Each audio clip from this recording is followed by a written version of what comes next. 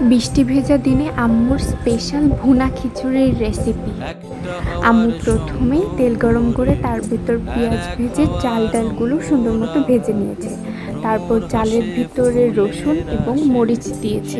তারপর এক এক করে জিরা, আদা আর রসুন বাটা দিয়ে সুন্দর মতো ভালো করে ভেজে নেবে। সুন্দর মতো ভাজা হয়ে গেলে তারপর এর ভিতরে গরম মশলা আর ফল দিয়ে দেবে। দেওয়ার পর গরম পানি, অবশ্যই গরম পানি দিতে হবে, দিয়ে নেড়ে চেড়ে হালকা আঁচে রেখে দিতে হবে।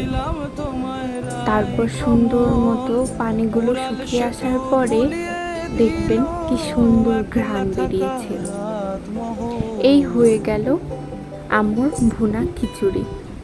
সুন্দর মতো পরিবেশন করে খান এবং আমার চ্যানেলটি সাবস্ক্রাইব করে দেবেন। ধন্যবাদ।